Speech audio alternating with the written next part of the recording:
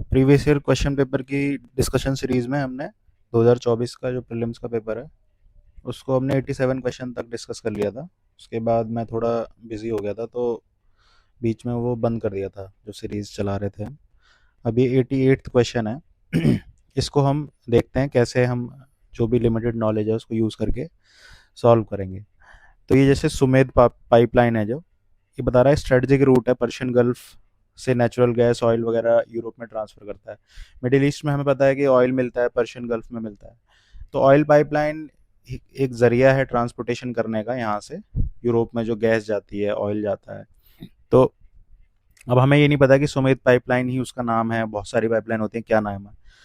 तो इसको अगर जैसे आप देखोगे ना तो ये स्विज और मेडिटेरियन से मिलके बना है, SUMED।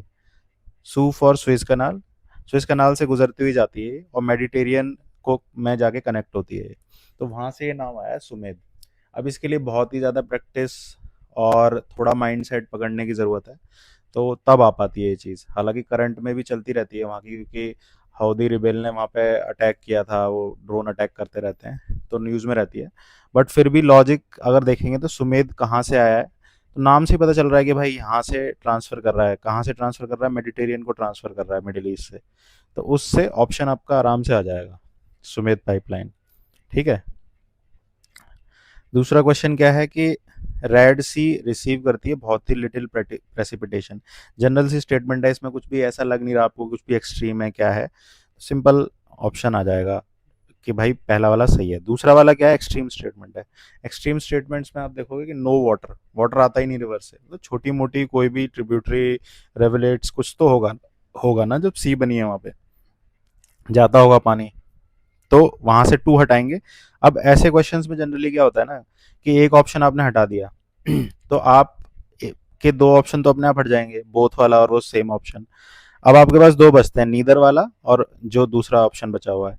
तो नीदर वाला जनरली यूपीएससी ट्रेंड में देखा गया, नन और नीदर बहुत कम देते हैं। अनलेस, इसमें एक छोटा सा क्वेश्चन है कि अनलेस वो बहुत ही एक्सट्रीम स्टेटमेंट्स ना हो, तो बहुत ही एक्सट्रीम स्टेटमेंट है तो फिर नीदर आ जाएगा। ठीक है, तो ये दिमाग में रखना है, तो उससे वन आंसर आ जाएगा। ठीक है, इसमें ज़्यादा कुछ था नहीं। अगला क्वेश्चन है कि लार्जेस्ट सोर्स क्या है सल्फर डाइऑक्साइड का। अब इसमें आप इतनी सारी चीज़ें मैगजीन वगैरह पढ़ते हो, अभी CO2 का पढ़ लोगे, इतना कितना डेटा रटोगे। तो ऐसे क्वेश्चन जनरली यूपीएससी लॉजिक देखने के लिए, मेरे हिसाब से ऐसा लगता है कि लॉजिक देखने के लिए वो कि लड़का लॉजिक लगा पा रहा है, लड़की लॉजिक लगा पा रही है, नहीं लगा पा रही, वो देखने के लिए बनाता है। इसमें क्या देखोगे भाई? सल्फर डाइऑक्साइड, कल को नाइट्रस ऑक्साइड का पूछ लेगा, कितनी सारी गैसेज हैं, कितनों का रटोगे भाई? ठीक है, सबके सोर्स तो रट नहीं पाओगे। सिंपल इसमें ये देखना है भाई कि locomotives, ships, extraction of metal from, मतलब ये बी और सी तो आप देखो ना कितना नैरो है। लार्जेस्ट सोर्स पूछ रहा है सल्फर डाइऑक्साइड का, इतना नैरो जो सोर्स है, इतना नैरो नहीं हो सकता ना कितना अमाउंट में प्रोड्यूस सल्फर डाइऑक्साइड कर दे। लॉजिकली अगर आप देखोगे, अगर आपको मान लो टेक बैकग्राउंड या इसमें कोई बैकग्राउंड भी नहीं है, फिर भी लॉजिकली अगर आप देखोगे वाइडर चीज ही होगी। सबसे ज्यादा क्या बनता है भाई? एनर्जी का सबसे ज्यादा कंजम्पशन होता है, कहाँ से बनता है? पावर प्लांट से बनता है। पावर प्लांट ऑप्शन होगा। कोई अगर ए में कंफ्यूज है कि भाई जो डीजल के व्हीकल हैं वो भी तो छोड़ते हैं सल्फर, तो आप ये देखो ना कि उसमें इतने सारे नॉर्म्स आ गए हैं। भारत 6 है, यूरोप में कब उससे पहले से चल रहा है, यहाँ पे सल्फर पर इतनी सारी लिमिट लग गई है, 10 ppm तक आ गया है। तो वो तो ऑब्वियसली नहीं होगा। पावर प्लांट बच गया बस, उसमें बस स्क्रबर वगैरह यूज हो सकते हैं, ऐसी कोई लिमिट है नहीं प्रॉपर। तो डी आंसर आ जाएगा। अगला क्वेश्चन क्या है? 91। इसमें ये नॉर्मल सा क्वेश्चन है। अफ्रीका पे बहुत ज़्यादा यूपीएससी का फोकस बढ़ गया है हाल फिलहाल में। तो जो भी आईआर के जब आप पढ़ते हो तो अफ्रीका हो गया, लैटिन अमेरिका हो गया, यहाँ पे कुछ भी इंस्टेबिलिटी, इकोनॉमिक इंस्टेबिलिटी कुछ भी चल रही है, न्यूज़ आती रहती है। जनरल अवेयरनेस की न्यूज़ अगर आती है उसमें बहुत आराम से पता है कि भाई यहाँ पे यहाँ इंस्टेबिलिटी चल रही है। उसी से रिलेटेड क्वेश्चन है, बहुत ही सिंपल। ये जो टाइप है ना यूपीएससी का क्वेश्चन टाइप, स्टेटमेंट 1 2 वाला, सबसे ईजी टाइप है। इसमें जनरली क्या होता है कि या तो एक स्टेटमेंट दिख गई आपको गलत है तो सीधा आंसर आ गया, दूसरी पढ़ने की जरूरत भी नहीं है। लेकिन अगर हाँ एक स्टेटमेंट सही है, दूसरी उसको लॉजिकली एक्सप्लेन कर रही है, तो ए आ जाएगा। ठीक है, जनरली यही रहता है ट्रेंड इनका। तो अगर आप देख लो कि सिक्योरिटी वर्सल, हाँ भाई साहिल रीजन में, अब करंट अफेयर जो जो करंट अफेयर अगर आप पढ़ रहे हो, प्रीवियस ईयर में आप देख रहे हो कितने सारे क्वेश्चन आ रखे हैं इस एरिया से, इंस्टेबिलिटी से रिलेटेड। इस साल ही इस पेपर में रिपीट हुआ है इंस्टेबिलिटी से रिलेटेड, इसी एरिया से, सूडान और ये सब। तो वहाँ से आपको पता चल जाएगा हाँ भाई टेक ओवर्स हो रहे हैं, इंस्टेबिलिटी हो रही है, दोनों आपस में कंपेटेबल स्टेटमेंट्स हैं, तो ए ऑप्शन आ जाएगा। प्रीवियस ईयर्स का यूज़ यहाँ पे आता है। कल को साहेल रीजन की कंट्रीज पूछ सकता है कौन कौन सी हैं इसमें से, तो साहेल रीजन देख लो एक बार। ये देखो extreme statements, does not import, भाई इम्पोर्ट करता होगा, इम्पोर्ट ड्यूटी लगाता होगा ना, इम्पोर्ट ही नहीं करता एप्पल यूएस से। अगर आपको न्यूज़ में नहीं भी पता है तब भी सोच के देखो, एक हटाया आंसर आ गया, दूसरी पढ़ने की जरूरत भी नहीं है, डी आ गया, क्योंकि एक गलत हो गई। अगला वाला जो है कि भाई सिंपल पॉलिटी का क्वेश्चन है, लोकसभा में 93 क्वेश्चन जो है, रिमूवल के लिए क्या प्रोसीजर है जब स्पीकर का होता है, बहुत ही सिंपल क्वेश्चन है। नहीं भी अगर फिर भी आपको नहीं पता है, भूल गए हो आप, तो भाई राइट टू स्पीक तो होगा ही ना यार, प्रोसीडिंग्स चल रही है, कुछ तो बोल पाएगा ना, डिफेंड तो करेगा ही ना। दूसरी स्टेटमेंट हटाते ही आंसर आएगा, बी सी डी हटेंगी, एक ही बचेगा। ठीक है, ऐसे क्वेश्चन बहुत सिंपल होते हैं, ऐसे यूपीएससी पूछता था पहले, अभी थोड़े कम कर दिए कि एक स्टेटमेंट आपने हटाई जो कि बहुत ही वियर्ड सी लॉजिकल सी होती है, उससे आंसर आ जाता है अगर आपको फैक्ट्स भी नहीं पता है तो। Bill pending, polity Laxmikanth, simple question. ठीक है, लैप्स कब कब होता है, लोकसभा का जहाँ पे भी उसमें इन्वॉल्वमेंट होगा, तो क्योंकि लोकसभा डिसॉल्व हो गई तो बिल लैप्स हो जाएगा, या तो लोकसभा में पड़ा हो, पास हो गया, राज्यसभा में चला गया हो, तो डिसॉल्व हो जाएगा, 1 और 2 आंसर आ जाएगा। ठीक है, simple polity question. 95th question जो है, इसमें क्या है भाई कि जो पार्लियामेंट का प्रोरोगेशन वगैरह होता है उससे रिलेटेड क्वेश्चन है।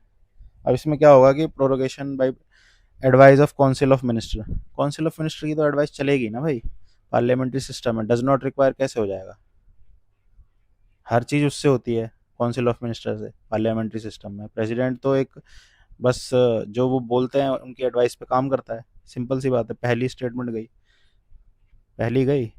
इसमें क्या है ना, थोड़ा स्मार्टली खेलना है, उसमें क्या है ना, कई सारी स्टेटमेंट्स आपको पढ़नी भी नहीं पड़ेगी तो आंसर आ जाएगा, उससे आपका टाइम बचेगा, पेपर टाइम पे कंप्लीट होगा।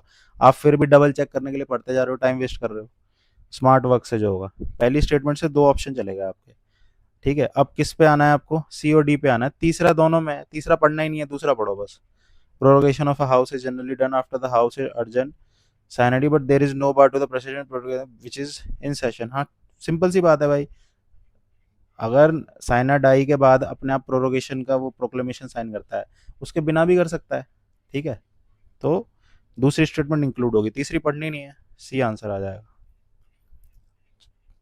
अब इसमें क्या है भाई, यूरोपीय पार्लियामेंट ने ये पास किया है, एक्ट नहीं किया, हम उनका अपडेट तो नहीं पढ़ रहे डेली, किसी किसी को पता होगा, बहुत ही ज़्यादा इंटेलिजेंट बालक होगा तो, लेकिन जिसको नहीं पता है उसके लिए ये तो पता है ना भाई कि कार्बन न्यूट्रलिटी की इंडिया की लिमिट कौन सी है, पंचामृत, बड़ी बड़ी कंट्रीज की लिमिट पता होगी, चाइना की पता होनी चाहिए, पड़ोसी देश है, यूरोपियन यूनियन तो सबसे ज़्यादा क्लाइमेट चेंज से रिलेटेड कुछ ना कुछ करता रहता है, तो 2050 उन्होंने रखी है जो एक्सेप्टेड उनके डेट्स हैं, 2040 है, जनरली नंबर डेट फैक्ट्स इनको गलत करते हैं ये लोग, सबसे आसान होता है गलत करना, 2040 आप हटाओगे 50 है, क्योंकि दूसरी स्टेटमेंट होगी, आंसर आ गया, पढ़नी नहीं है पहली।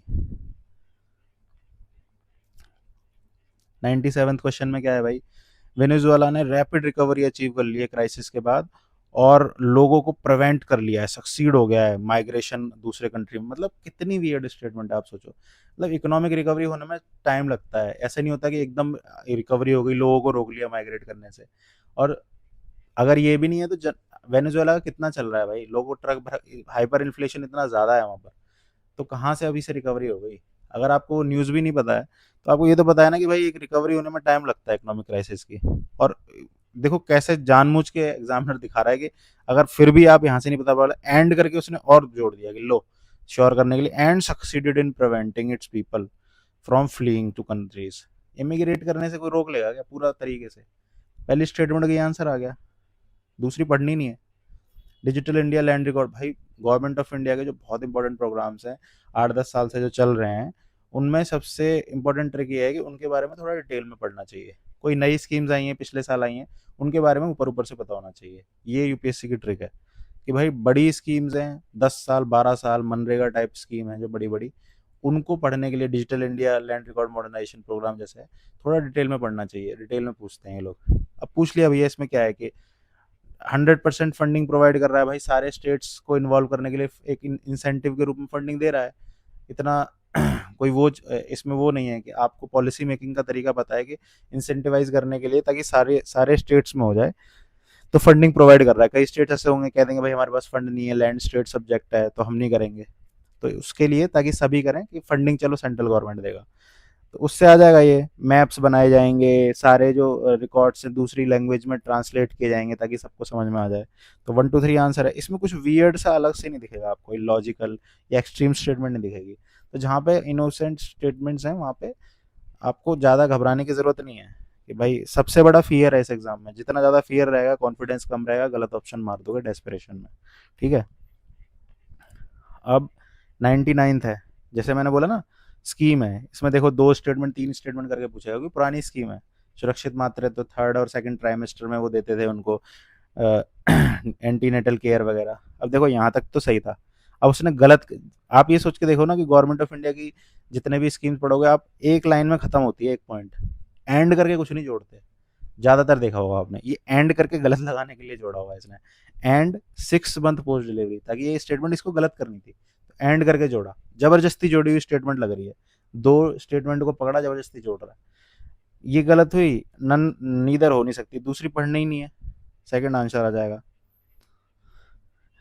लास्ट क्वेश्चन जो है इसका, ये भी देखो, श्रम योगी मानधन कितनी पुरानी स्कीम है, 8 10 साल हो गए इसको। कोई भी गवर्नमेंट की स्कीम है 18 साल एज होती है। ये सिंपल सी चीज़ आपको पता होनी चाहिए अगर आपने पेंशन स्कीम इनकी पढ़ी हुई है। 18 से 40 तक कंट्रीब्यूशन कराते हैं, 60 साल पर रिटायर करके पैसा देना शुरू कर देते हैं। पहला हटाया, 2 ऑप्शन चले गए, 2 बचे। दूसरा तो होना ही होना है, तीसरा चेक करना है क्योंकि दूसरा तो दोनों में है। दूसरा पढ़ो ही मत, तीसरा देखो भाई।